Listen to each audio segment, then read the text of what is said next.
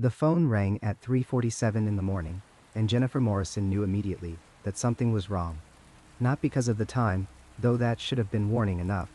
Not because of the particular tone of the ring, cutting through the silence of her Boston apartment like a scalpel through skin. She knew because when she looked at the screen, still half drunk with sleep, she saw her mother's name glowing there in the darkness.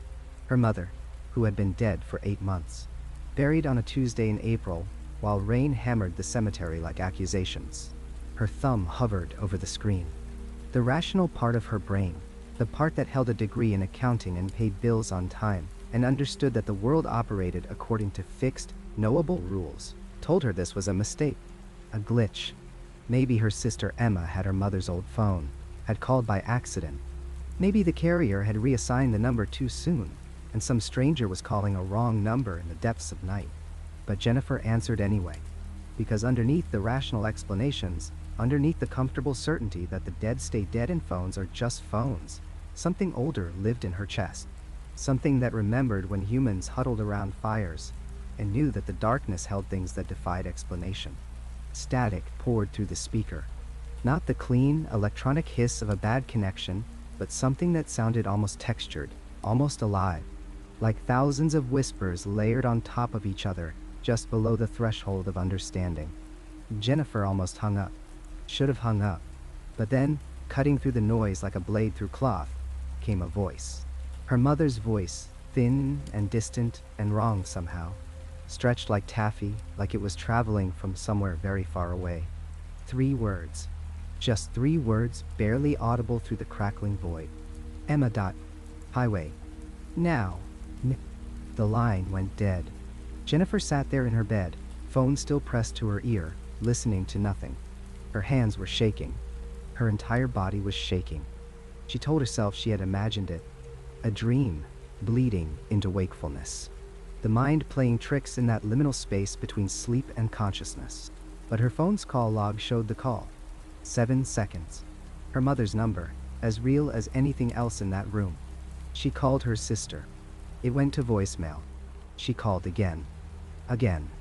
On the 4th attempt, she gave up and got dressed, pulling on jeans and a sweater with mechanical movements while her brain refused to process what had just happened. She got in her car, started driving toward Emma's apartment across town, knowing this was insane, knowing she should go back to bed and deal with this in the morning when the world made sense again. The accident happened on Route 9, 14 minutes after the phone call. Emma's Honda Civic, wrapped around a concrete barrier at the junction where the highway splits toward Cambridge. Jennifer arrived 6 minutes after the ambulance, because some part of her had known, had pushed her foot harder on the accelerator, had run 2 red lights in the pre-dawn emptiness of Boston streets. Emma survived.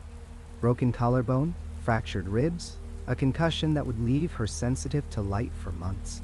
But alive. Alive because Jennifer had called the police on her way there, had reported a reckless driver heading east on Route 9, had given them the exact location even though she had no rational way of knowing where the accident would occur. The ambulance was there in 4 minutes. The doctors said 4 minutes made all the difference. Jennifer never told her sister about the phone call. Never told anyone, in fact, until 3 years later when she submitted her story to our research team. Because, how do you explain something like that? How do you tell people that your dead mother called from beyond the grave to save your sister's life? You don't. You stay quiet.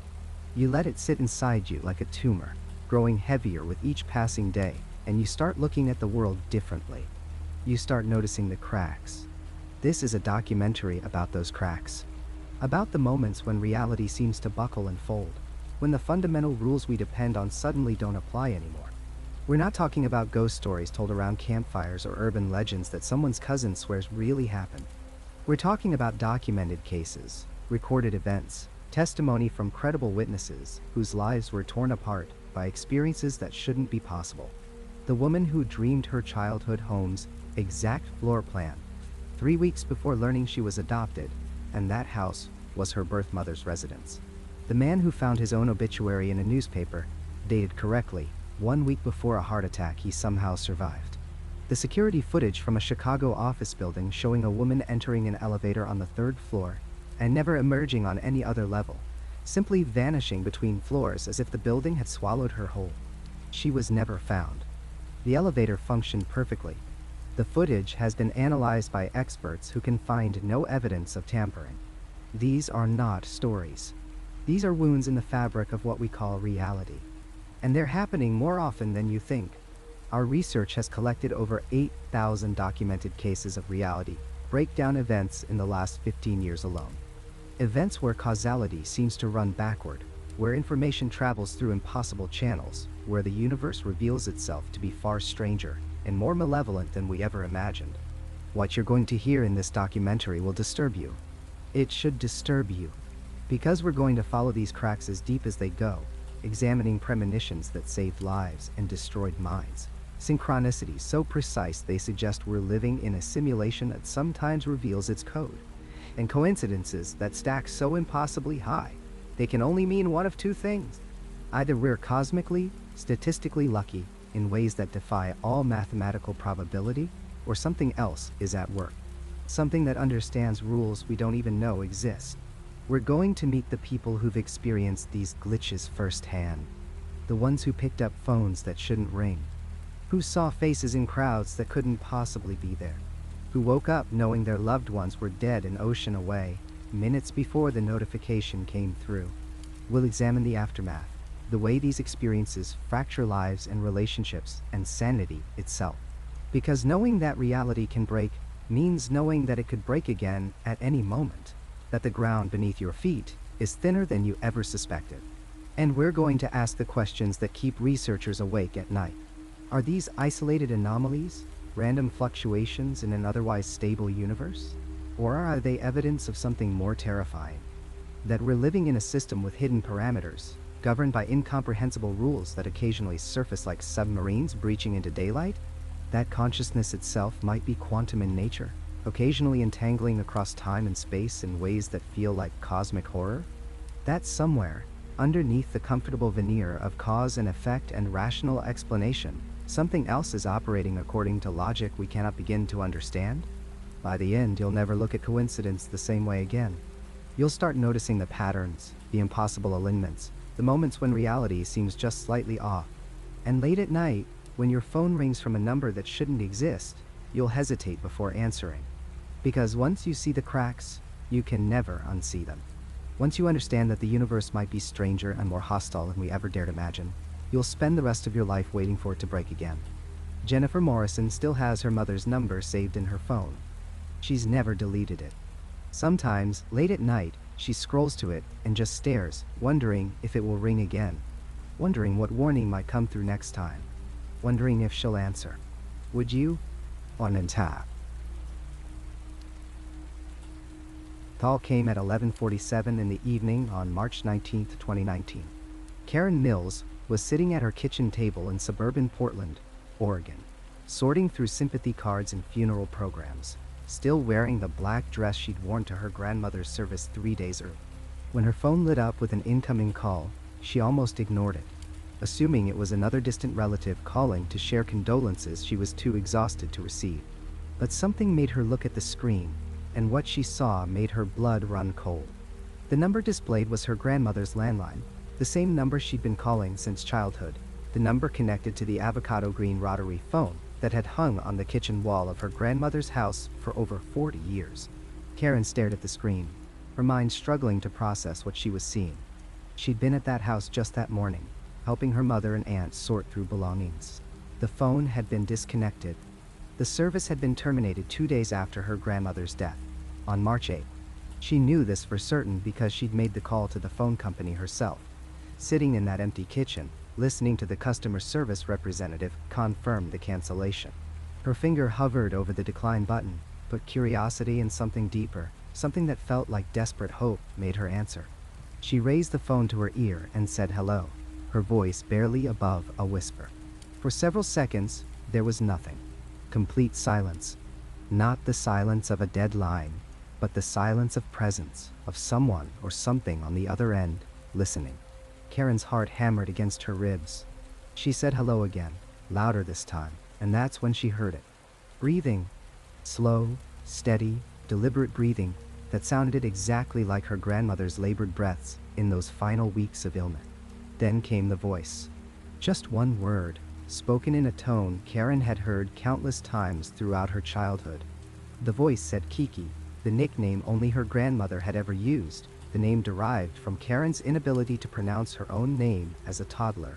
The voice was unmistakably her grandmother's, with that same slight rasp from years of smoking. The same New England accent that had never faded despite 5 decades in Oregon. Karen's phone slipped from her trembling hand and clattered onto the table. The call ended. Duration: 42 seconds. All of it recorded in her phone's call log. All of it impossible. Karen sat frozen for several minutes, trying to rationalize what had just happened. Someone was playing a cruel joke. It had to be. Someone had recorded her grandmother's voice and was using some kind of technology to spoof the number. But even as she formed these explanations, she knew they felt wrong. Who would do such a thing? Who even knew that nickname? And how could they make a call appear to originate from a disconnected line? She called her mother immediately. Her mother answered on the first ring, her voice strange and distant. Before Karen could speak, her mother said, "Did you get a call?" Karen felt her skin prickle. From Grandma's number, she confirmed. Her mother was crying now. "I did too," she said. "About 20 minutes ago. I heard her say my name. Just my name. I thought I was losing my mind." Nay. Then, Karen's aunt called. She'd received a call as well, logged at 11:33 that evening. She'd heard breathing, and what she described as humming, the tuneless humming their grandmother always did while cooking. 3 calls. 3 family members. All from the same disconnected landline. All within the span of an hour. The next morning, Karen drove to her grandmother's house. It was exactly as they'd left it the day before. Empty. Quiet. The phone jack on the kitchen wall was vacant, the green phone having been donated to a local thrift store the previous week. She stood in that kitchen for a long time, staring at the empty wall, trying to make sense of the impossible. But Karen Mills was not the type of person to leave questions unanswered. She was an accountant, someone who dealt in numbers and facts and verifiable data. So she did what any rational person would do when faced with the irrational. She gathered evidence. She took screenshots of all 3 call logs from her phone, her mother's phone, and her aunt's phone. She printed out her grandmother's final phone bill, showing the service termination date. And then she went to the phone company. The customer service representative she spoke with first was dismissive. System glitches happened. Numbers sometimes got reassigned quickly. Maybe the new owner of the number had called them by mistake. But Karen persisted, and eventually she was connected with a senior technician named Marcus Chen, who agreed to investigate. What Marcus found troubled him enough that he documented everything in a formal report, a report that Karen still has in her possession today. Marcus confirmed that the landline number had been officially terminated on March 8, 2019. No calls should have been possible from that number after that date. The physical line to the house had been disconnected at the junction box on March 12. He personally went to the property and verified this. The line was dead, completely inactive, no electrical signal whatsoever. Yet, according to the call logs from the cellular carrier systems, 3 calls had indeed originated from that exact number on the night of March 19. The system showed them as completed calls, with proper routing information, with duration times, with all the technical markers that should only exist if a functioning phone line had placed those calls. Marcus ran diagnostic tests. He checked for number spoofing, but the calls hadn't come through internet voice services where spoofing is possible. They'd come through the traditional telephone network, which requires an active line with proper authentication. He checked for system errors, database glitches, anything that might explain how a terminated number could place calls. He found nothing. In his report, Marcus wrote a sentence that still sends chills down Karen's spine. Based on all available technical evidence and system diagnostics, these calls should not have been possible. I can find no logical explanation for their occurrence. The story might have ended there, filed away as one of those strange technological mysteries that occasionally pop up in our increasingly digital world. But then Karen started receiving messages from other people. She'd shared her experience on a grief support forum, looking for similar stories or explanations, and the responses flooded in. Dozens of people reported receiving calls from deceased loved ones' disconnected numbers. A man in Ohio whose father's cell phone number called him 6 months after his father's death, and the number had been reassigned to someone else. A woman in Texas who received daily calls from her deceased husband's phone for a week straight, despite the phone itself having been destroyed in the accident that killed him. The patterns were eerily similar. Calls in the evening or late at night, often around significant dates, answered by silence or breathing or brief, cryptic messages. Some of these cases could be explained away.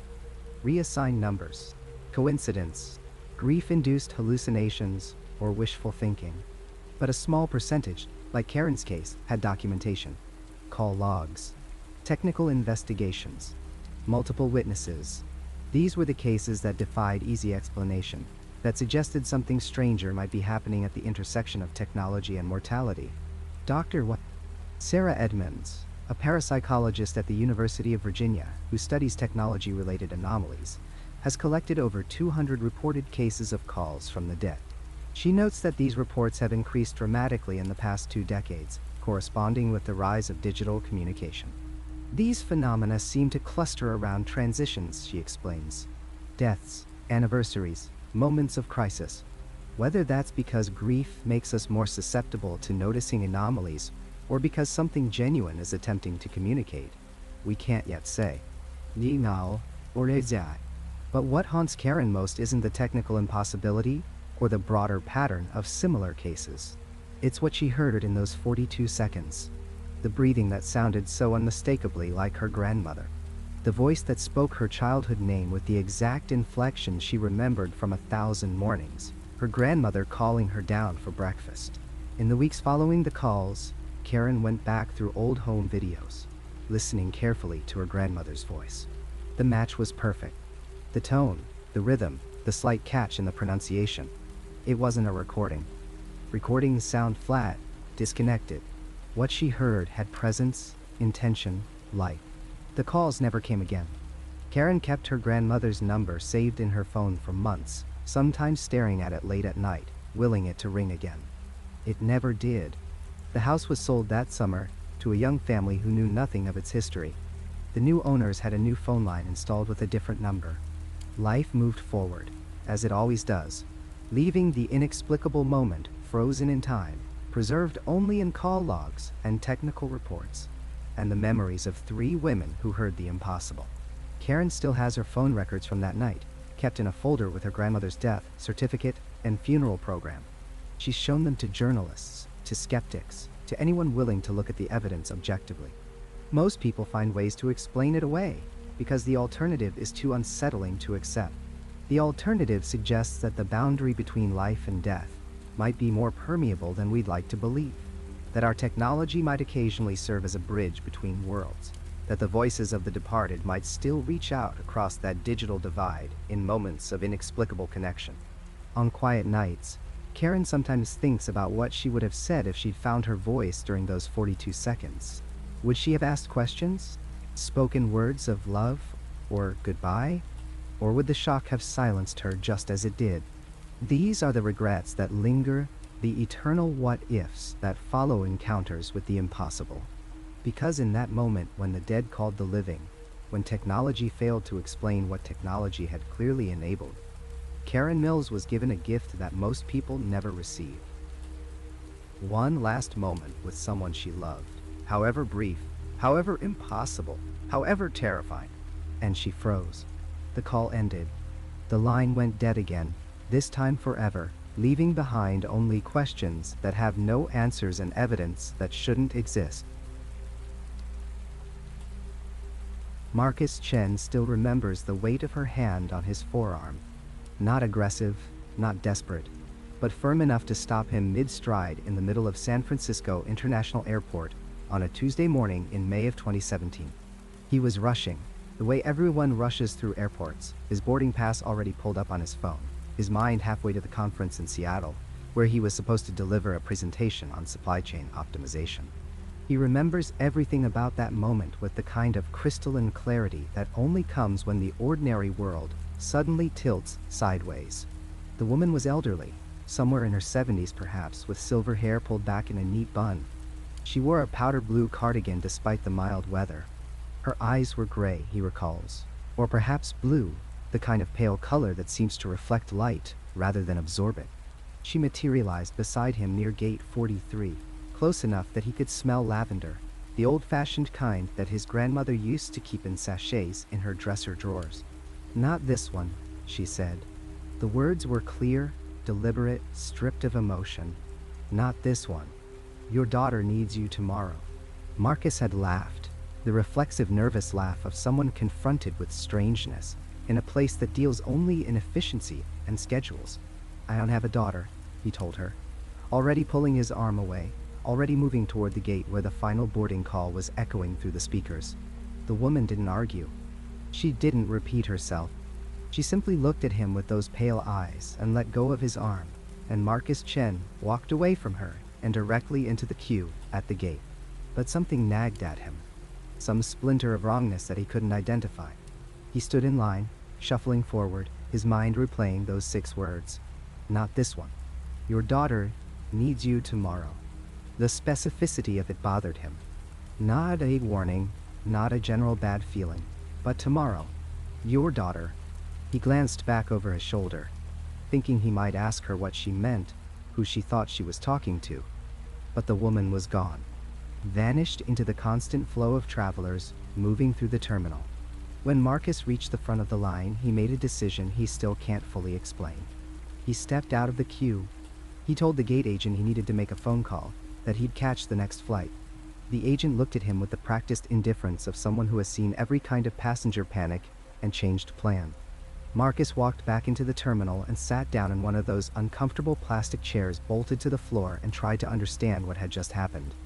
His flight took off on time.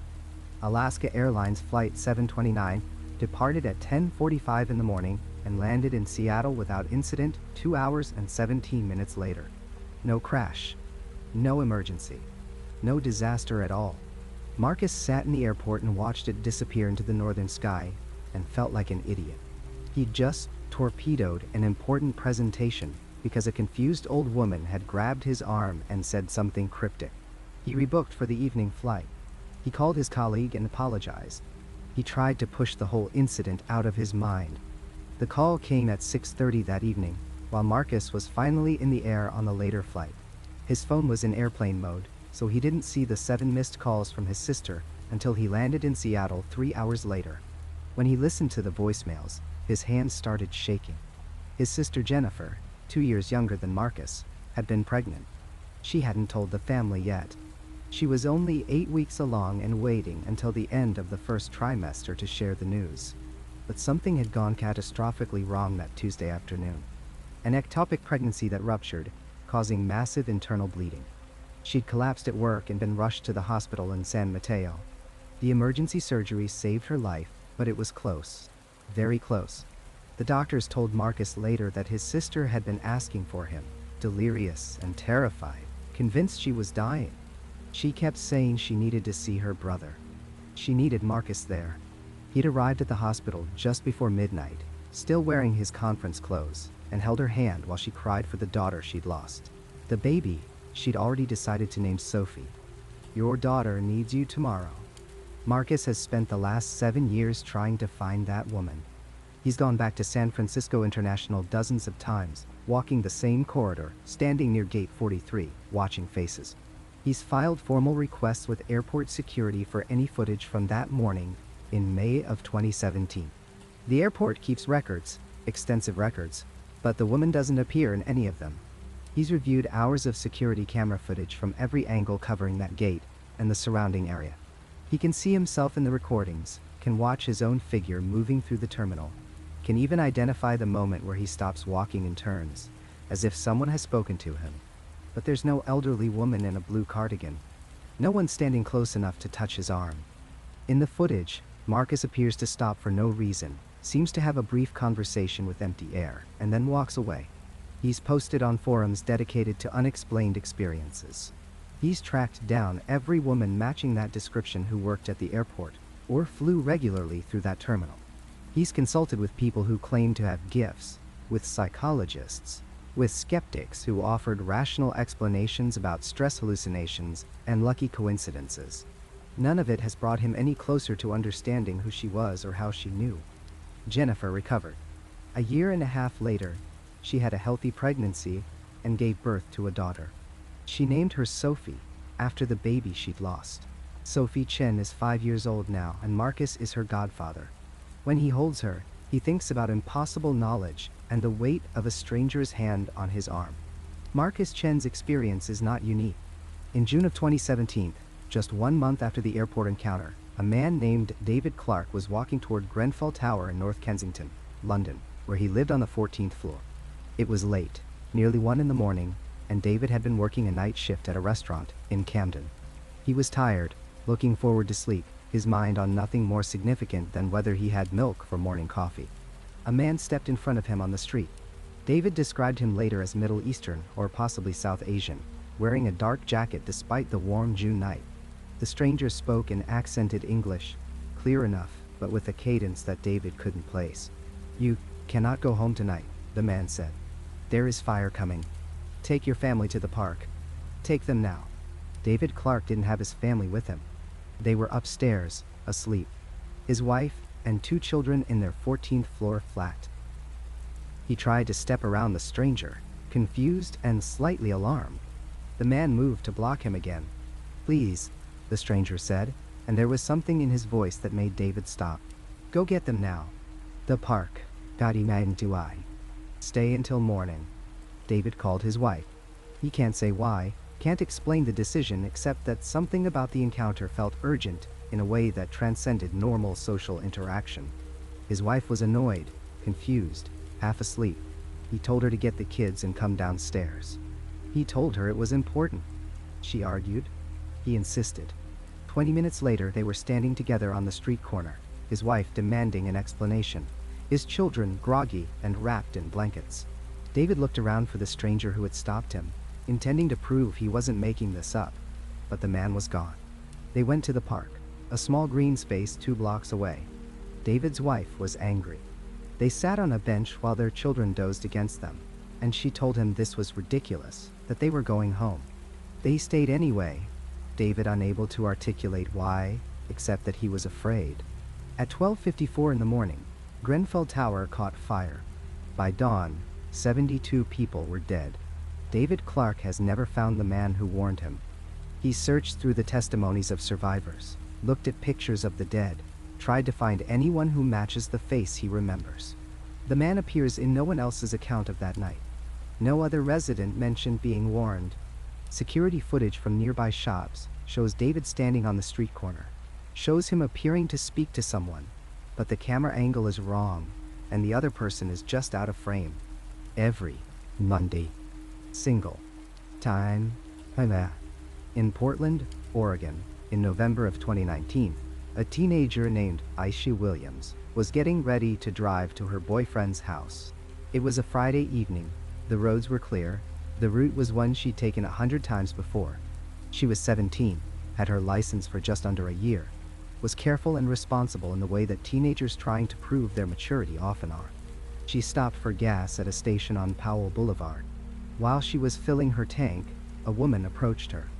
Young, maybe mid-20s, wearing a green raincoat and jeans.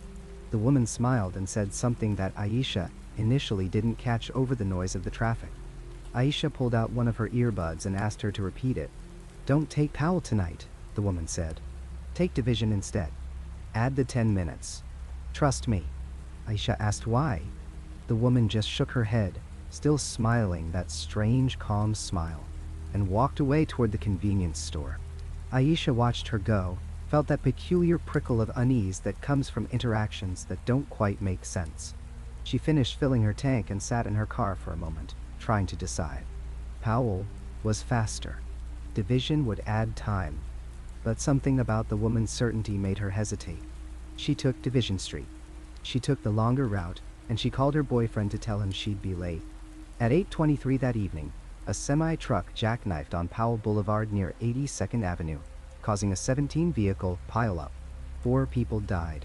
The crash happened at almost the exact time Aisha would have been passing through that intersection if she'd taken her normal route. When Aisha went back to the gas station the next day, determined to find the woman and ask her how she'd known, the staff told her they had no one working that shift matching that description. The security footage showed Aisha at the pump, showed her removing her earbud and turning her head as if listening to someone, showed her looking toward the convenience store.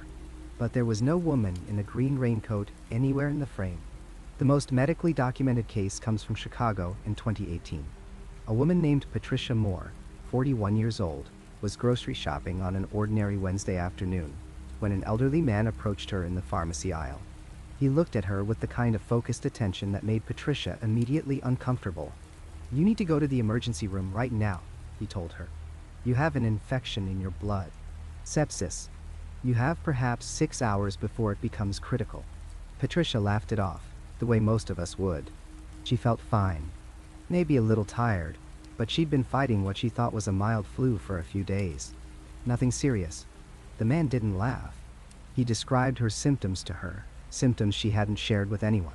The low-grade fever, the racing heart.I, the confusion that came and went. He told her which hospital to go to, told her to insist on blood cultures, told her the infection was streptococcal and originated from a small cut on her foot that she dismissed as insignificant. Something about his absolute certainty terrified her. Patricia abandoned her shopping cart and drove directly to the nearest emergency room. She told them what the man had said, felt foolish doing it, expected them to dismiss her. Instead, they took her seriously enough to run the tests. Her white blood cell count was severely elevated. The blood cultures came back positive for streptococcal bacteria. She was, in fact, in the early stages of septic shock. By the time they admitted her and started aggressive antibiotic treatment, her blood pressure was already dropping. The doctor told her later that if she'd waited another 4 to 6 hours, she likely would have died. Patricia tried to find the man to thank him. She went back to the grocery store, described him to the staff, asked to see security footage. The store manager was helpful, genuinely interested in the story. They reviewed the recordings together. Patricia could see herself in the pharmacy aisle. She could see the moment where she stops, where her expression changes, where she appears to be listening to someone. But there was no elderly man. No one within 10 feet of her. She stood alone in that aisle, having a conversation with emptiness, and then she abandoned her cart and left the store with the kind of speed that suggested panic. These cases share characteristics that resist easy explanation. The warnings are impossibly specific. They contain information the stranger could not reasonably possess. They prove accurate in ways that seem to defy chance.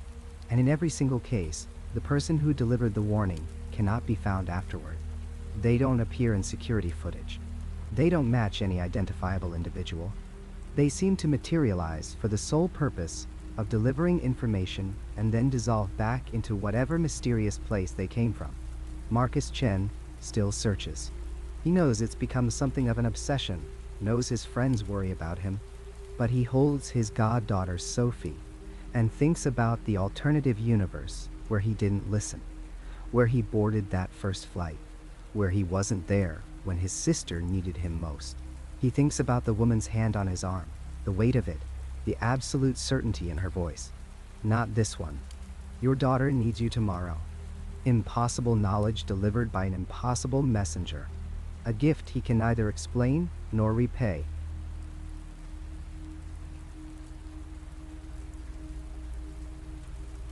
The mail carrier noticed it first.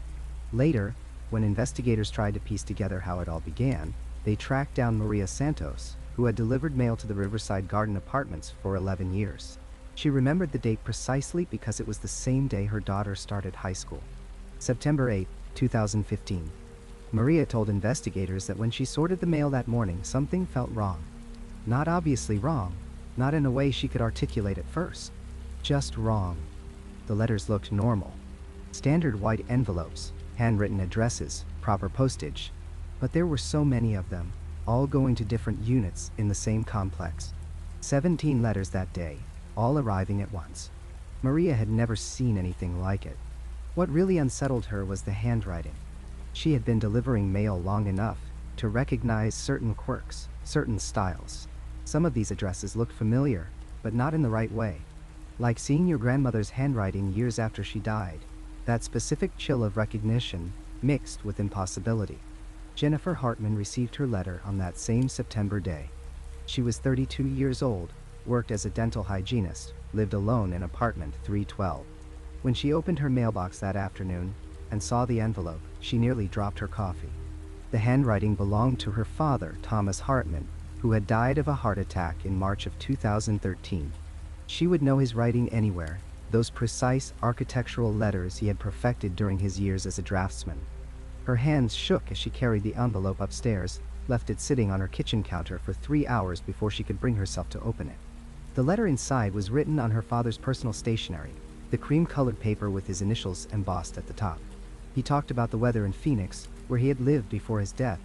He mentioned a restaurant they had visited together years ago, wondered if it was still open. Then he wrote about something that made Jennifer's blood run cold. He mentioned her recent promotion at work, a promotion she had received just 2 months earlier, in July of 2015. He congratulated her, said he always knew she would do well, told her he was proud. The letter was postmarked from Phoenix, dated August 30th, 2015. Her father had been dead for more than 2 years. By the end of that first week, 12 residents had come forward. They met in the community room of the apartment complex, a sparse space with folding chairs and fluorescent lights that hummed too loudly. Nobody had organized the meeting officially. Word just spread, neighbor to neighbor, whispered conversations in hallways and parking lot. Did you get one too? The residents who gathered that evening were strangers to each other despite living in the same building. They ranged in age from 23 to 67.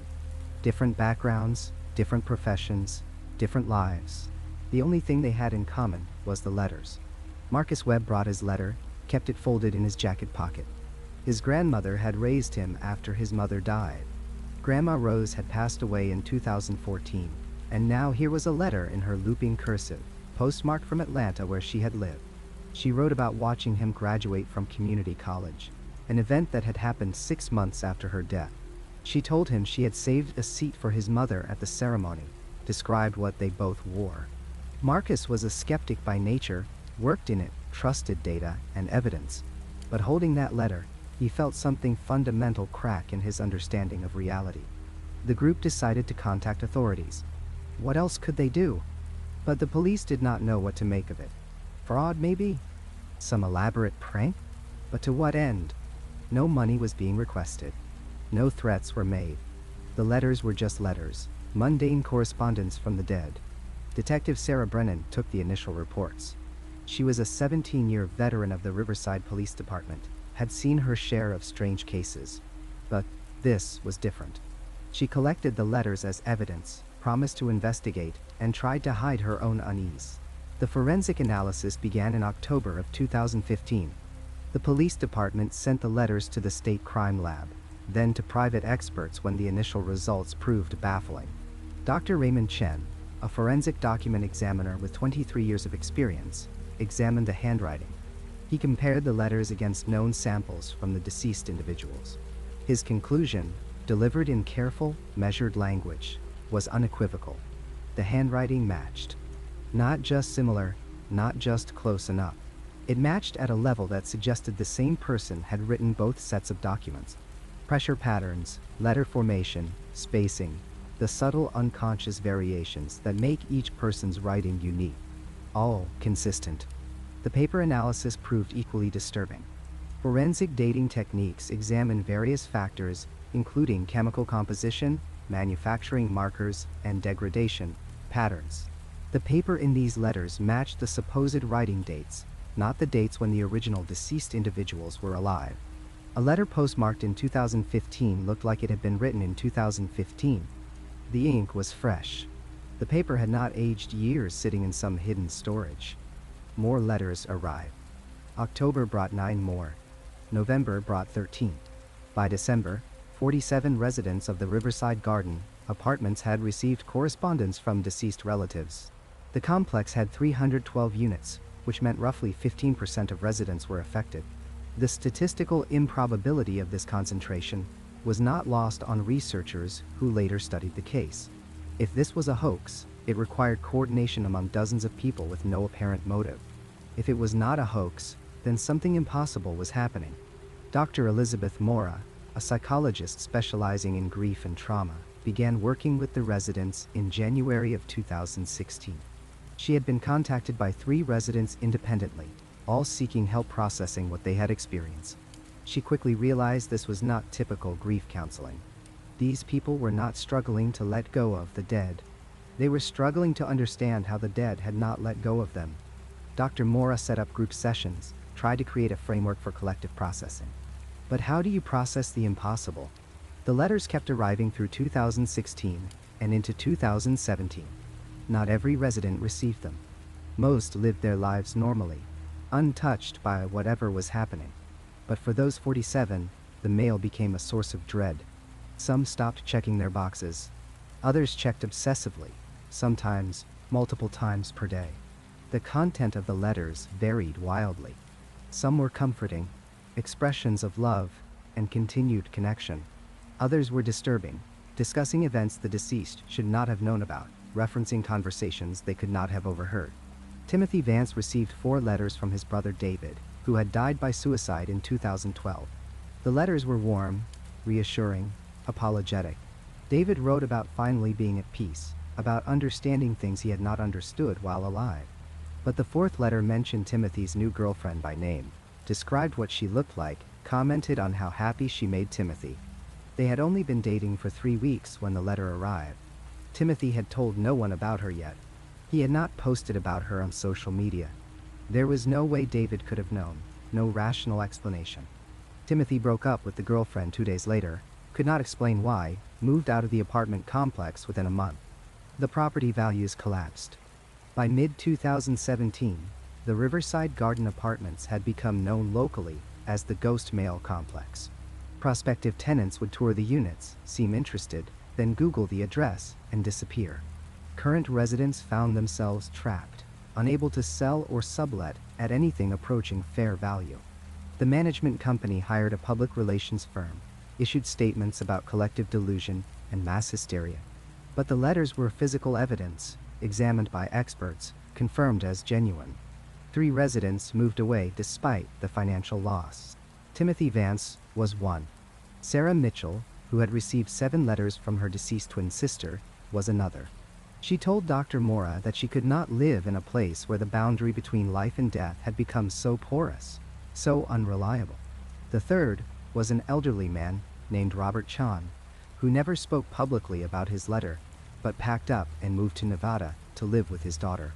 2 residents required psychiatric hospitalization. The first was a woman in her 40s who became convinced that if the dead could write letters, they could do other things too. She stopped sleeping, started seeing figures in her peripheral vision, developed a paranoid belief that her apartment walls were thin membranes between worlds. The second was a younger man who tried to respond to the letters, spent weeks composing replies, left them in his mailbox for pickup. When the letters were not collected, when no response came back, he experienced a breakdown that friends described as profound grief multiplied by metaphysical despair. The skeptics had theories. They always do. Some suggested an elaborate fraud orchestrated by someone with access to personal information and samples of the deceased individual's handwriting. But the logistical challenges were staggering. How would someone obtain handwriting samples from 47 different deceased people? How would they coordinate the arrival of letters over 3 years? How would they fake the forensic evidence that fooled multiple experts? And most importantly, why? No money changed hands. No clear benefit accrued to anyone. Others proposed psychological explanations. Mass hysteria, folie à plusieurs, shared delusion. Dr. Mora considered these frameworks carefully. She understood how suggestion works, how groups can reinforce false beliefs. But the letters were physical objects, verified by independent experts who had no stake in the outcome. Multiple residents had received their letters before learning that others had experienced the same thing, ruling out contagious ideation as the sole explanation. The letters stopped arriving in March of 2018. No one knows why. The last letter was received by Patricia Flores, who had been getting occasional correspondence from her mother since 2016. This final letter was brief, just a few lines saying goodbye, expressing love, suggesting it was time to let go.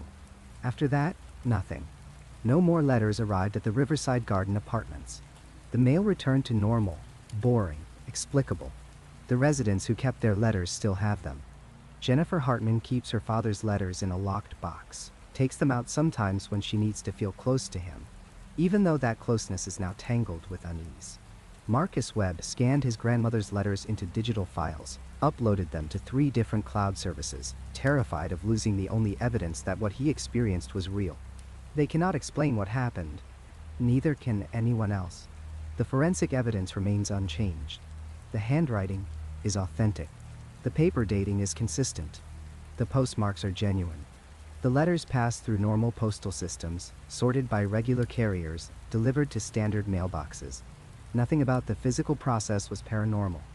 Only the source was impossible. The Riverside Garden Apartments still stands. Property values have partially recovered as memory fades and new tenants arrive who never experienced the letters. But some of the original 47 residents still live there, bound by mortgages or inertia, or some strange loyalty to the place where they learned that the universe has seams, places where the rules stop applying. They avoid each other mostly, make uncomfortable eye contact in the parking lot, share a bond they never wanted and cannot escape. The case remains unsolved because it cannot be solved, not in any satisfying way. Either 47 people collaborated in an impossibly complex hoax for no discernible reason, or something genuinely impossible happened in a mundane apartment complex in Riverside, something that suggests our understanding of death and communication and the nature of reality itself is fundamentally incomplete. Neither explanation brings comfort. Both explanations change everything. In the winter of 1932, 2 of the 20th century's most brilliant minds sat across from each other in a study in Zurich, grappling with a problem that would haunt science for the next 90 years. Carl Jung, the pioneering psychoanalyst, and Wolfgang Pauli, the Nobel Prize-winning physicist, had begun a collaboration that would eventually produce one of the most unsettling theories ever proposed about the nature of reality itself. Pauli had come to Jung not as a colleague, but as a patient, tormented by vivid dreams filled with symbols and numbers that seemed to predict events in his waking life. What started as therapy sessions evolved into something far more profound as both men realized they were circling the same mystery from opposite directions. Jung called it synchronicity, a term he would spend decades refining and defending against the skepticism of his peers. These were not simple coincidences, he insisted, but meaningful connections between inner psychological states and outer physical events that could not be explained by cause and effect. Pauli brought the weight of quantum mechanics to bear on the question, suggesting that perhaps consciousness itself played a role in shaping the physical world in ways that classical physics had never imagined. Together, they proposed the existence of what they called an acausal connecting principle, a force or property of nature that operated entirely outside the familiar chains of cause leading to effect. The scientific establishment, by and large, was not amused. Jung's own colleagues accused him of abandoning rigorous science for mysticism. Pauli faced whispers that his personal troubles had compromised his judgment. Yet both men persisted, convinced they had glimpsed something fundamental about reality that refused to fit into the neat categories of their respective fields. And here is where the story takes on its darker dimensions, because what they were describing was not merely interesting or philosophically provocative. If they were right, it suggested that the boundary between mind and matter was far more permeable than anyone had dared to imagine. Consider the observer effect in quantum mechanics, a phenomenon so strange that even physicists who work with it daily struggle to fully accept its implications. At the quantum level, particles exist in a state of superposition, occupying multiple states simultaneously until the moment they are observed. The act of measurement itself appears to collapse these probabilities into a single definite state. In the famous double-slit experiment, electrons behave as waves when not observed, creating an interference pattern, but as particles when a detector is watching. as if they somehow know they are being watched. This is not speculation or interpretation. It is verified, repeatable experimental fact, demonstrated thousands of times in laboratories around the world.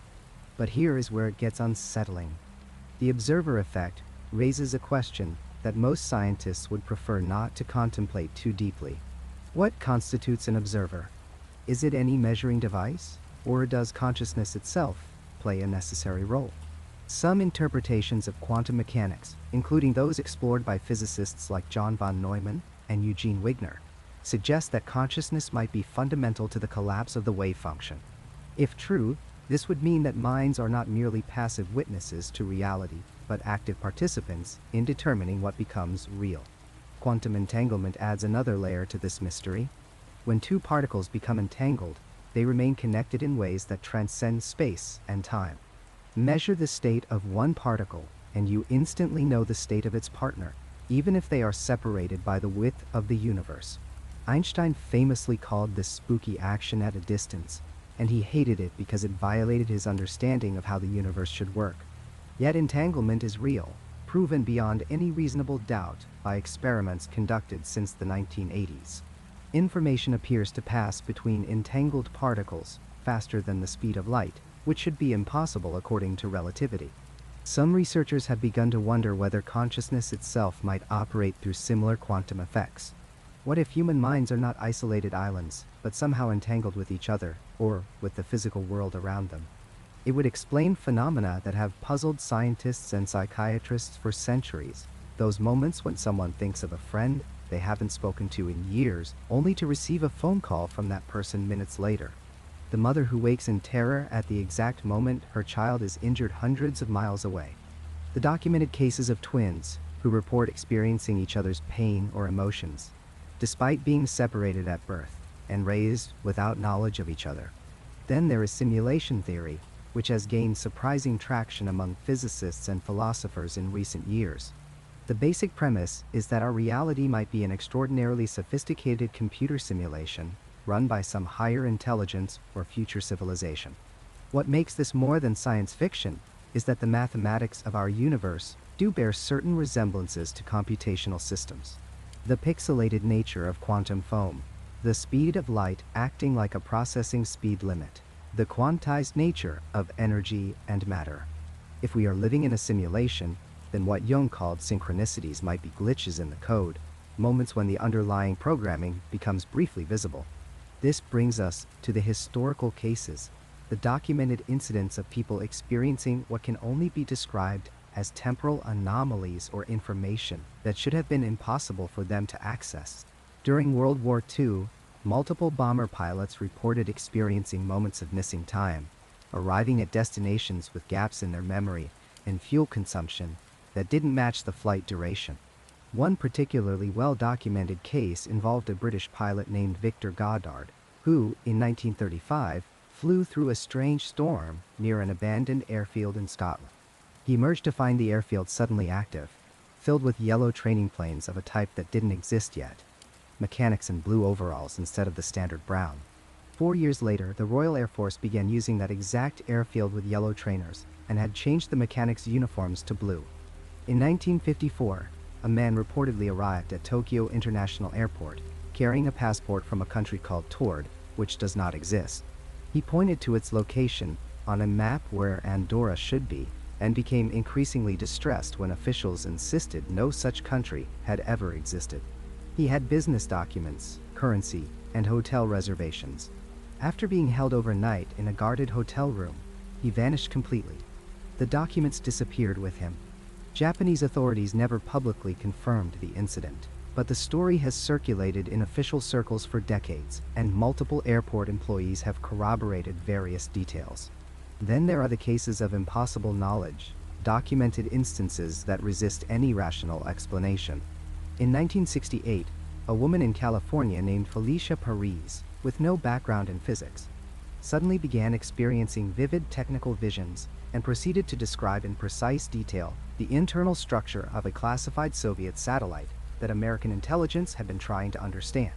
She drew schematics that later proved accurate when the actual hardware was recovered. She had no security clearance, no access to classified information, no technical training whatsoever. Investigators could never determine how she obtained this knowledge. More recently, starting in the late 1990s, researchers began conducting statistical analyses of what Jung had termed meaningful coincidences. The results have been troubling for anyone who believes in a purely mechanistic universe. Professor Bernard Bittman at the University of Virginia has collected thousands of cases and subjected them to rigorous statistical analysis. The data shows that certain types of coincidences occur at rates that significantly exceed what probability would predict. We are not talking about small deviations or marginal effects. In some categories, meaningful coincidences appear to happen at rates hundreds of times higher than chance would allow. The scientific community remains deeply divided. The majority position is that all of this can be explained by confirmation bias, pattern recognition run amok, and simple statistical misunderstanding. We remember the hits and forget the misses, they argue. With billions of people on Earth experiencing countless moments every day, unlikely events are actually guaranteed to occur regularly. The human brain evolved to detect patterns, even where none exist, because the cost of missing a real pattern in our evolutionary past was death. Better to see a predator in every shadow than to miss the one real threat. But there is another faction, smaller and often quieter, that cannot dismiss what they have witnessed or measured. These researchers point out that the dismissive explanations often rely on assumptions about probability that may not hold if consciousness does interact with physical reality. They note that the intensity of the response to synchronicity research from skeptics seems out of proportion to the threat it poses. Why such vehemence, if there is truly nothing there? They have begun conducting experiments in sealed laboratory conditions where confirmation bias should be eliminated, and some of these experiments continue to produce anomalous results. Perhaps most disturbing is the emerging suggestion that these glitches in reality may be increasing in frequency. Social media and global connectivity now allow for rapid collection and comparison of experiences across populations. Multiple researchers have noted an uptick in reports of synchronistic experiences, temporal anomalies, and what some call reality shifts or Mandela effects, where large groups of people remember historical facts differently from how they are currently recorded. Some attribute this to the internet creating false memories. Others wonder if something more fundamental might be changing in the fabric of reality itself. Are we witnessing the normal functioning of a reality that has always operated this way, simply becoming more aware of it through better documentation and communication? Or is something actually accelerating? The question hangs over us like a shadow, unanswered and perhaps unanswerable with our current understanding. Jung and Pauli opened a door in 1932 that has never been successfully closed. Behind it lies a darkness that challenges everything we think we know about the nature of consciousness, reality, and the relationship between them. And that darkness, some quietly suggest, may be growing deeper. The first time Thomas Kellner saw his own death, he was driving home from work on a Tuesday evening in October of 2012. The vision hit him like a freight train, sudden and absolute. He saw himself 3 minutes into the future, his silver sedan crumpled against a concrete barrier on the interstate, his chest crushed by the steering column, blood spreading across the dashboard in patterns he would never forget. The premonition lasted perhaps 5 seconds in real time, but in those 5 seconds, he experienced every sensation of dying. The crushing pressure, the inability to breathe, the cold rushing in from his extremities. And then he was back, hands trembling on the wheel, heart hammering so hard he thought it might burst. Without understanding why, acting purely on instinct, Thomas slammed on his brakes and swerved onto the shoulder. 15 seconds later, a semi-truck jackknifed across all 3 lanes exactly where his car would have been, triggering a 12-vehicle pileup that left 3 people dead.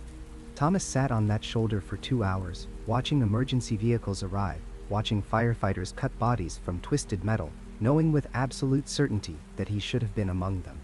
When police finally asked if he was all right, if he needed medical attention, he couldn't speak. How do you explain that you've just lived through your own death? How do you tell someone that you felt your ribs crack and your lungs collapse, that you tasted blood in your mouth and felt the light dimming, only to find yourself alive and untouched?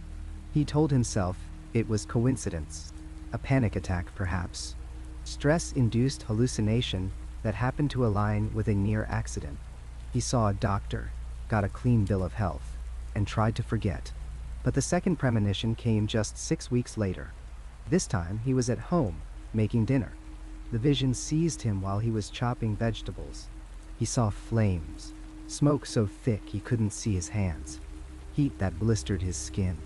He was trapped in his bedroom, the doorway an inferno, windows sealed shut. He felt the smoke filling his lungs, felt consciousness slipping away into darkness. When the premonition released him, he stood in his kitchen, gasping, the knife fallen from his hand. The smoke detector in the hallway began to beep. A warning beep, indicating low battery. Thomas walked to his bedroom in a daze. He had been using a space heater by his bed, something he did every winter. The cord was frayed where it met the plug, copper wiring exposed. He unplugged it immediately and threw it in the garbage. 3 hours later, he looked up the model number online. Recall. Fire hazard. 17 deaths attributed to electrical malfunction, most occurring during nighttime use in bedrooms. After the third premonition, Thomas started keeping records. He bought a journal and began documenting everything. The date and time of each vision, the circumstances of the death he foresaw, the actions he took to avoid it, the evidence he found afterward that suggested his premonition had been accurate. By the end of 2013, he had filled an entire notebook. The fourth premonition showed him drowning in his bathtub, having slipped and struck his head. He saw the water turning pink, felt the terrible panic of trying to breathe and inhaling liquid instead. When he came back to himself, he was standing at the bathroom door, hand on the light switch. He walked away. He has not taken a bath since. Only showers, and only with a rubber mat firmly secured to the floor. The seventh premonition came at a coffee shop. Sudden cardiac arrest, collapsing in the checkout line. The world going gray and then black as his heart forgot how to beat. He walked out without ordering and drove straight to the emergency room.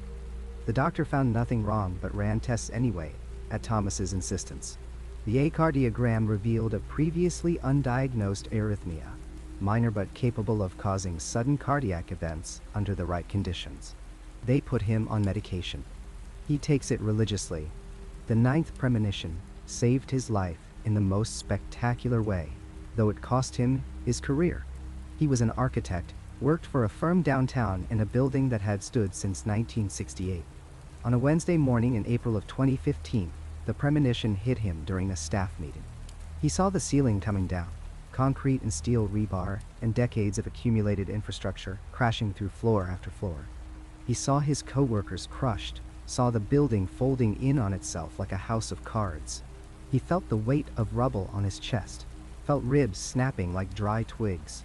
The vision showed him dying slowly, pinned and broken, in the darkness beneath tons of debris. Thomas stood up in the middle of the meeting and walked out. His supervisor called after him. His colleague stared. He didn't respond, didn't explain, just grabbed his jacket and left the building. He was in his car, 3 blocks away, when he heard the sound. A deep groan, like the earth itself was complaining, followed by a roar that seemed to go on forever. The building came down in less than 30 seconds. Structural failure, the investigation would later determine. Water damage to key support columns had gone unnoticed for years, hidden behind drywall and dropped ceilings. 42 people died. Thomas Kellner was supposed to be number 43.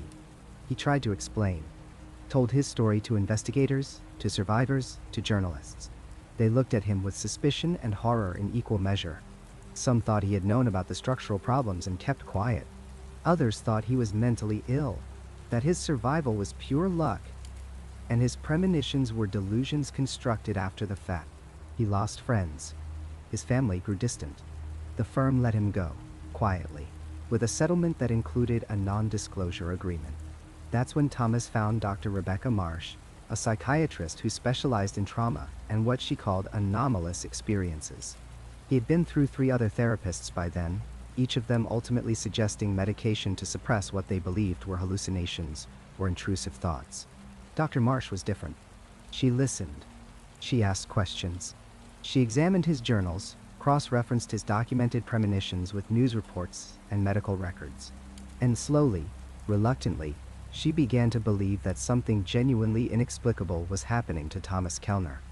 Dr. Marsh agreed to be interviewed for this documentary, on the condition that her full testimony be included, unedited.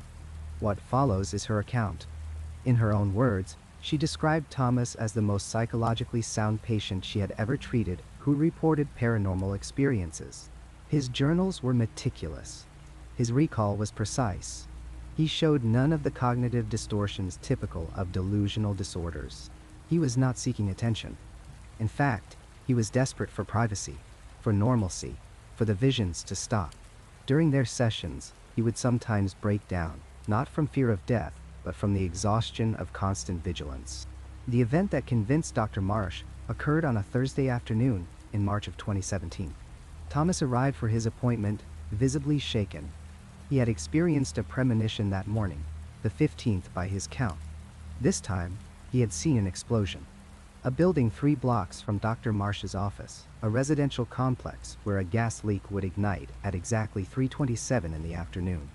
He described the flash, the pressure wave, the windows blowing outward in a spray of glass. He described burning debris raining down on the street. He saw himself caught in the blast, lacerated by shrapnel, bleeding out on the sidewalk. Dr. Marsh, to her credit, did not dismiss him. She looked at the clock. It was 2:45. Thomas begged her to call the gas company, the police, anyone. She hesitated, but something in his eyes, in the raw terror of his certainty, moved her to act.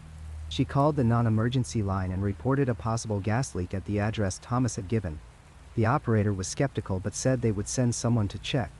At 3:18, Thomas stood and walked to the window of Dr. Marsh's 4th-floor office. She joined him. They watched the building together. At 3:26, they saw a gas company truck pull up outside. At 3:27, exactly as Thomas had predicted, the building exploded. The force blew out windows a block away. The sound was deafening even from where they stood. 4 people died. Dozens were injured. If Thomas had not called in the warning, if the gas company employee had not been in the building's basement turning off the main valve when the leak ignited, the death toll would have been catastrophic. As it was, the employee in the basement survived, protected by concrete and earth. Everyone else in the building at the time was killed. Dr. Marsh has never spoken publicly about that day before now. She describes it as the moment that shattered her understanding of reality. She could no longer rationalize Thomas's experiences as coincidence or delusion. She had witnessed a prediction come true to the minute. After that day, she says, her relationship with Thomas changed. She was no longer his therapist.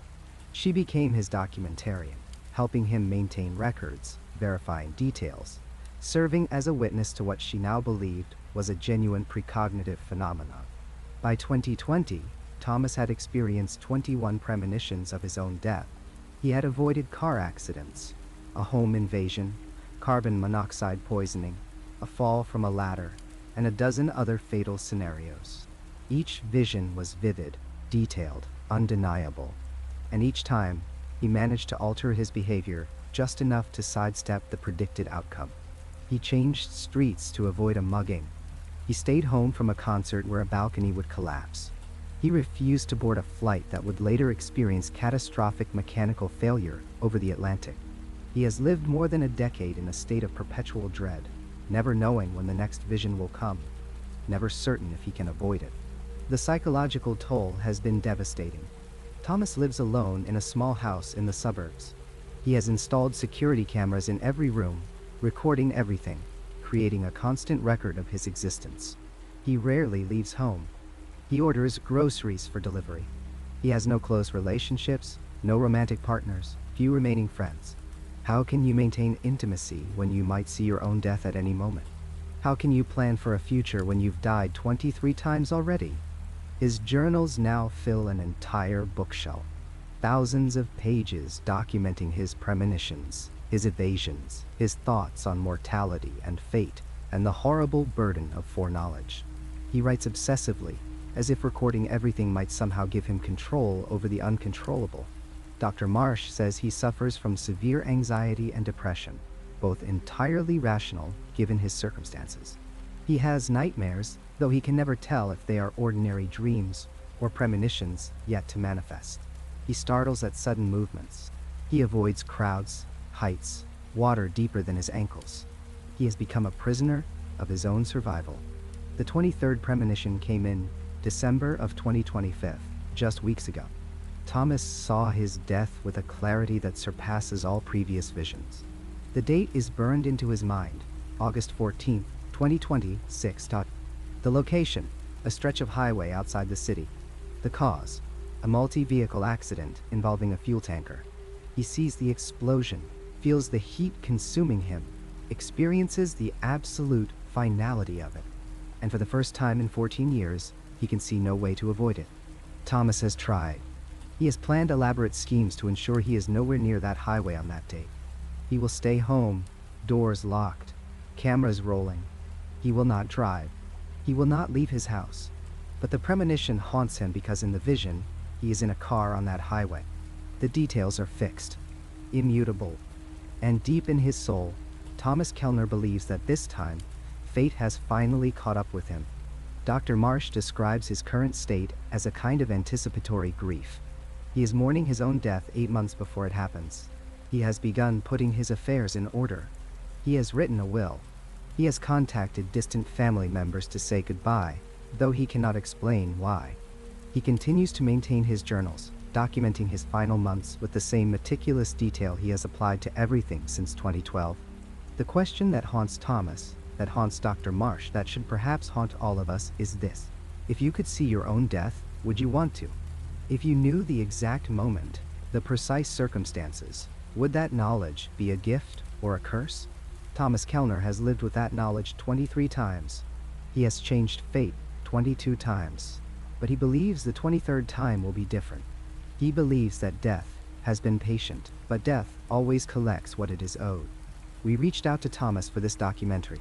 He declined to be interviewed on camera, but provided access to his journals, his records, his documented history of premonitions and narrow escapes. The evidence is extraordinary. The patterns are undeniable.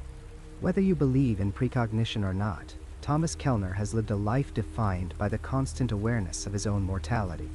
He has died 23 times and lived to remember each one. And if his final premonition proves accurate, in August of 2026, he will die for real, on a highway outside the city, in an accident he has already experienced, in a future he cannot change. Thomas Kellner is 46 years old. He has 8 months left to live. He knows exactly how he will die, and there is nothing anyone can do to save him. Sarah Chen had been a moderator of the Glitch in the Matrix subreddit for 7 years when she first noticed the pattern that would keep her awake for the next 3 months straight. It started innocuously enough, the way these things always do. A user posted about a diner that appeared on their route home from work, sandwiched between 2 buildings that had stood adjacent for decades. The poster ate there remembered details about the retro booths and the surprisingly good coffee. 3 days later, they drove past the same spot. The diner was gone. The buildings stood shoulder to shoulder, no gap between them, no evidence that anything had ever existed in that space. Within 48 hours, 12 other users responded. They had seen the same diner. Different cities, different states, some as far away as different countries. But the descriptions matched with an accuracy that made Sarah's hands shake as she typed her responses. The same turquoise vinyl booths. The same photograph of a baseball team from 1953 on the wall. The same waitress with the gap between her front teeth and a name tag that read Betty. Not similar, identical. This was when Sarah started keeping spreadsheets. The online communities dedicated to documenting reality glitches had existed in various forms since the early 2000s, but they exploded in membership around 2015. The Glitch in the Matrix subreddit alone grew from 15,000 members to over 1.2 million in less than 5 years. Similar forums proliferated across the internet, Discord servers with thousands of active users sharing experiences in real time. Facebook groups where suburban mothers compared notes about déjà vu. Twitter threads that went viral with hundreds of people adding their own impossible memories. At first, moderators like Sarah approached their role with healthy skepticism mixed with curiosity. Most posts were easily explained. Tricks of memory, sleep deprivation, the brain's tendency to create patterns where none existed. But then, there were the others. The posts that arrived in clusters, from users with no connection to each other, describing identical experiences happening within the same 72-hour window. Those were harder to dismiss. Marcus Webb ran a forum called Reality Fractures from his apartment in Portland. He had a background in data analysis, worked for a tech company during the day, and spent his nights categorizing thousands of glitch reports into databases that would make academic researchers weep with envy. He developed a tagging system that flagged certain keywords, cross-referenced timestamps, and tracked geographical data. What emerged from his analysis was not random noise. It was structure. Marcus identified what he called temporal clusters, windows of time, usually lasting between 24 and 96 hours, when reports of specific types of glitches spiked dramatically across multiple platforms. During these windows, reports of shared experiences increased by as much as 300%. Time slips where people lost hours they could not account for. Object displacement, where items appeared in impossible locations. And the most common, the most unsettling, déjà vu so intense and specific that it felt less like a neurological hiccup and more like a genuine repeat of events. The case of the Forest Grove incident became a focal point for crowdsourced investigation. In October of 2019, over 30 people in a small Oregon town reported experiencing the same Thursday twice. Not a feeling of familiarity, but an actual repetition. They woke up on what they believed was Friday, checked their phones, and found it was Thursday again. Same date, same weather, same news headlines. Most dismissed it as confusion until they started comparing notes in a local Facebook group. Their memories aligned with disturbing precision. Conversations they had already had happened word for word. A car accident at a specific intersection occurred at the same time in the same way. A child fell from a swing at the elementary school playground, scraping the same knee, crying the same tears. Online investigators descended on the case. They verified details, checked hospital records, police reports, school attendance logs. The documentation was there, but it was contradictory. Some records showed 2 Thursdays. Others showed a normal progression of days. Security camera footage from a local gas station showed the same vehicles entering and exiting at the same times on both Thursdays, but the timestamp metadata was corrupted in ways that made no technical sense. The investigation into Forest Grove opened a new methodology in these communities. Collaborative verification became the standard. When someone posted a glitch experience, other users would attempt to corroborate details, search for independent witnesses, examine any available physical evidence. It was citizen journalism meets paranormal investigation meets scientific method, all conducted by people who spent their days as teachers, nurses, accountants, and software developers. Jennifer Liu moderated 3 different glitch-related communities and had personally reviewed over 8,000 reports. She sat in her home office in Toronto, walls covered with printed maps, marked with colored pins, and explained her findings to a small documentary crew in early 2021. The maps were terrifying in their implications. Certain locations showed up repeatedly in glitch reports. Not just cities, which could be explained by population density, but specific coordinates. A stretch of highway in Nevada, a park in Manchester, a shopping mall in Brisbane, an apartment building in Seoul. Reports emanating from these locations were 30 times higher than statistical average would predict. Jennifer called them synchronicity hotspots, and they were increasing in both number and intensity. More disturbing was the temporal data. Jennifer had graphs going back 15 years. The line moved steadily upward, but around 2016, the curve began to steepen dramatically. By 2020, reports were increasing at an exponential rate. Every month showed 15 to 20% more documented cases than the month before. If the trend continued, and there was no reason to think it would not, the numbers suggested that by 2025, glitch experiences would be nearly universal. The shared dream phenomenon represented perhaps the most extensively documented category of reality glitches. Unlike single witness events that relied on personal testimony, shared dreams involved multiple people, often strangers, reporting identical dream content down to specific details. The dreams followed patterns, architecture that defied physics. Cities that did not exist but felt familiar to thousands of dreamers. A recurring building that witnesses called the library, with infinite rooms and staircases that folded in on themselves.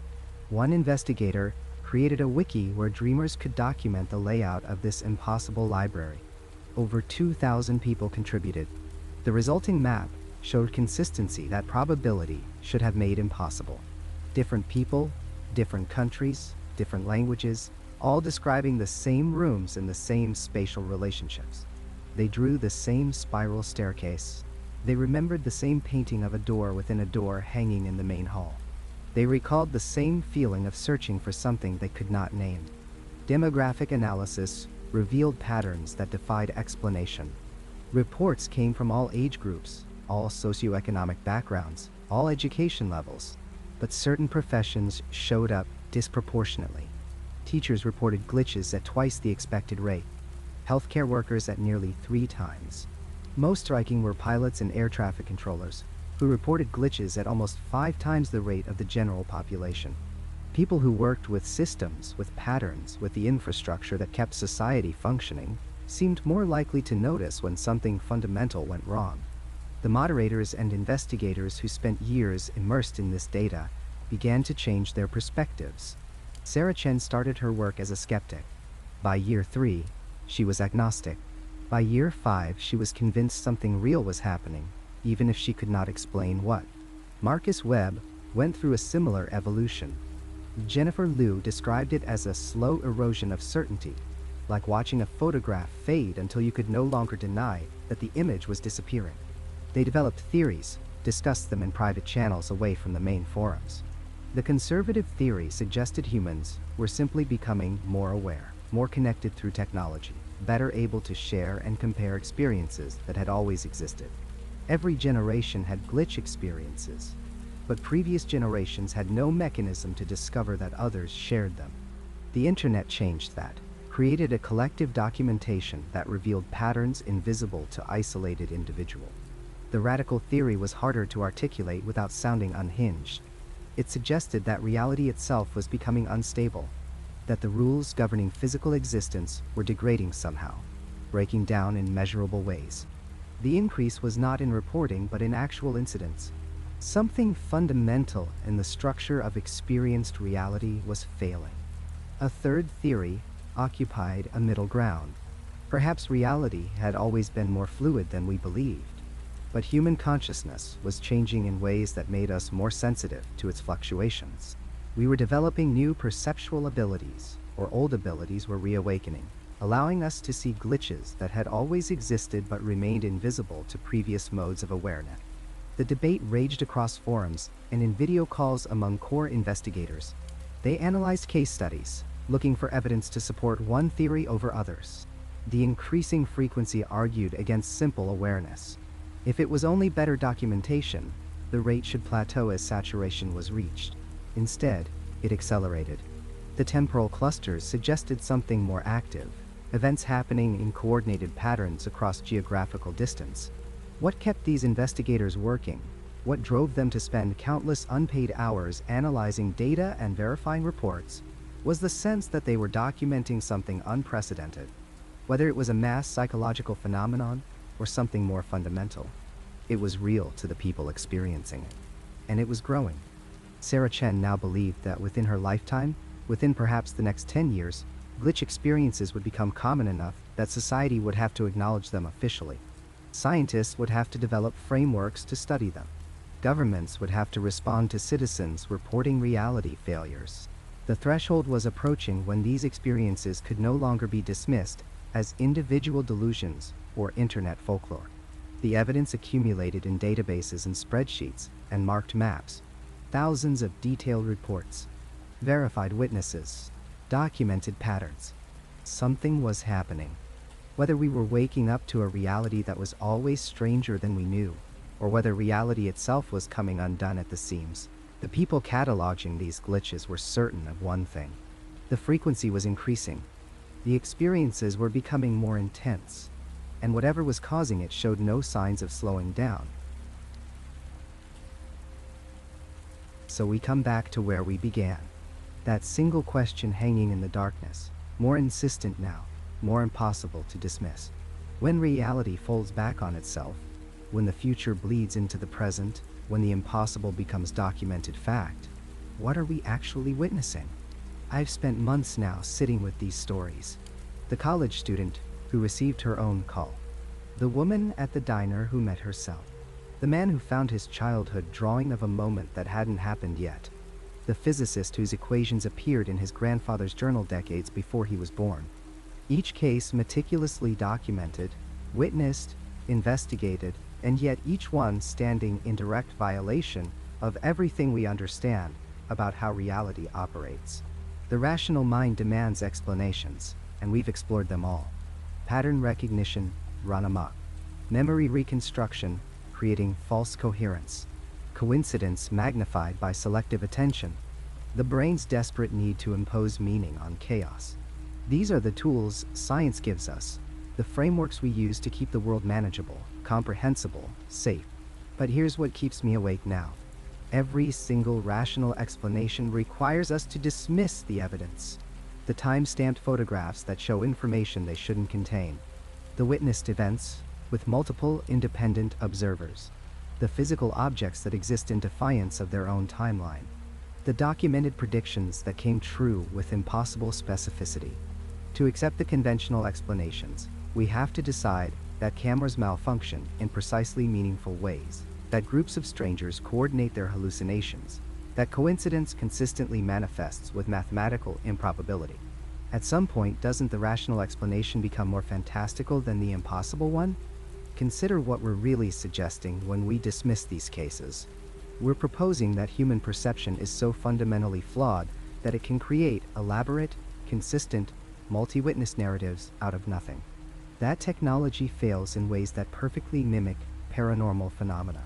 That probability itself bends specifically to deceive us. We're essentially arguing that reality is engaged in an ongoing conspiracy to make itself appear more mysterious than it actually is. But what if we've had it backwards this whole time? What if the real conspiracy is our insistence that reality must conform to our current understanding of it?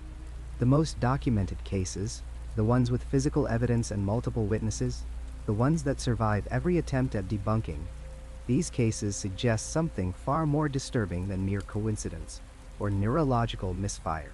They suggest that our fundamental model of reality might be incomplete, not slightly off, not in need of minor adjustments, but perhaps fundamentally wrong about the nature of time, consciousness, and the structure of existence itself. If even a fraction of these experiences are genuine, the implications shatter everything. Consider what it would mean if consciousness actually does operate outside of linear time. Your thoughts, your experiences, your very awareness existing not as a point moving forward through moments, but as something that touches all moments simultaneously. Past, present, future, all accessible, all happening now, in some dimension we can't quite perceive except in these strange moments of breakthrough. Or perhaps reality itself is less solid than we've been taught to believe.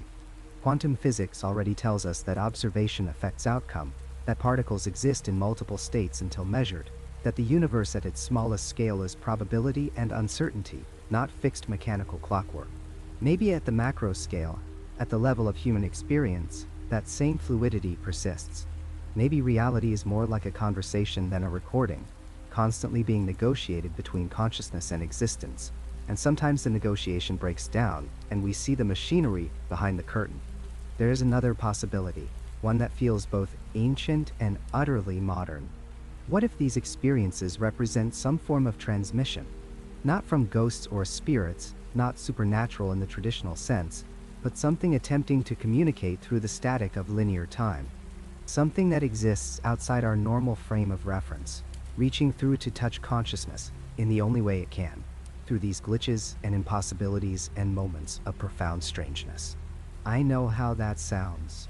I know the territory we're entering when we start talking about transmissions from beyond. But I've read the accounts. I've spoken to the witnesses. These aren't people seeking attention or trying to build belief systems. They're people who had their reality fundamentally disrupted and have spent years trying to make sense of it, trying to find explanations that don't require them to question everything they thought they knew about existence. And increasingly, I understand their struggle, because something has started happening to me. It began subtly, about 2 months into this investigation. Small things at first. I'd think of someone I hadn't spoken to in years, and within minutes they'd call. Once or twice, you dismiss it. But when it happens a dozen times, 20 times, you start to notice. I'd dream about specific conversations, and the next day, those exact words would be spoken. I'd have sudden strong intuitions about events that would then unfold precisely as imagined. I told myself it was suggestion, that I was so immersed in these stories that I was creating false patterns, seeing connections that weren't there. That's what any reasonable person would conclude. But then the incidents became more specific, more impossible to rationalize away. 3 weeks ago, I was writing notes about the case of the woman who found her own obituary. I had a sudden, overwhelming urge to call my sister, right then, immediately. There was no logical reason for it. We'd spoken just days before, but the feeling was so intense that I stopped writing and picked up my phone. As I was pulling up her contact before I could dial, she called me. She just had a sudden overwhelming feeling that she needed to talk to me right then. We both sat there on the line, unsettled, unable to explain what had just happened. Last week, I woke up at 3:17 in the morning with complete clarity about a childhood memory I'd forgotten for 30 years. A specific moment from 2nd grade, a conversation with a teacher about a drawing I'd made. The next morning, going through some old family boxes for completely unrelated reasons, I found that exact drawing. The odds of those two events coinciding randomly are astronomical. And there have been others. Small tears in the fabric of probability. Moments where the future seems to leak backward, where thoughts manifest in the physical world with uncomfortable precision, where the boundary between mind and reality becomes disturbingly permeable. I'm a rational person. I was trained to think critically, to demand evidence, to default to skepticism.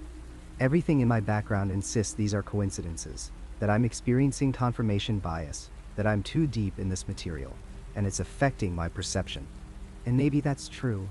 Maybe that's the explanation that lets me sleep at night. But I don't believe it anymore. Not really. Not after everything I've seen, everything I've documented, everything I've now experienced personally. So where does that leave us? What do we do with these experiences that resist every attempt at explanation? How do we live in a world that might be fundamentally stranger and more fluid than we ever imagined? I don't have answers.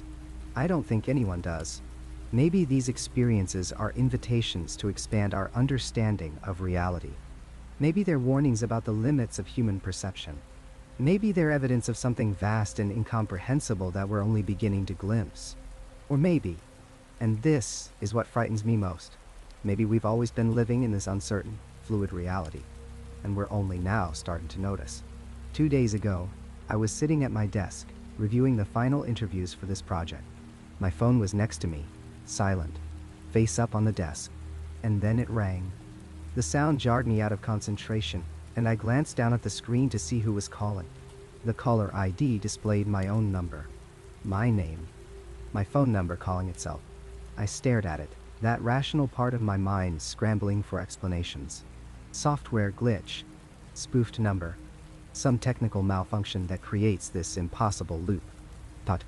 But the phone kept ringing, my own name pulsing on the screen, and I felt something shift in the room, in reality itself, like standing at the edge of a vast darkness that was suddenly aware of me. The phone is still ringing. I'm still staring at it. My hand hovers over the screen, trembling slightly. Part of me knows I shouldn't answer. Part of me knows that answering will change something fundamental, will cross a threshold that cannot be uncrossed. But another part of me, the part that has spent months investigating these impossibilities, the part that has started experiencing them firsthand, the part that knows reality is stranger and more terrifying than we ever allowed ourselves to believe, that part wants to know, needs to know. What happens if I answer? Who or what will be on the other end? Will it be my own voice, calling from some other moment in time? Will it be something else entirely, something using my number as a doorway to reach through? The ringing continues. My finger moves closer to the screen. And in this moment, I finally understand what all those witnesses were trying to tell me. It's not about having answers. It's about standing at the edge of the impossible and realizing that the edge is where we've been standing all along. We just never noticed. The question isn't whether these experiences are real. The question is what we do when reality itself becomes a question we can't answer. My finger touches the screen.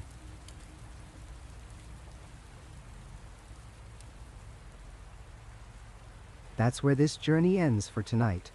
If you made it all the way here, subscribe and hit the bell for more long-form stories like this. Check out the videos on screen for more right now. Drop your own experiences in the comments below. Thanks for listening, and I'll see you in the next one.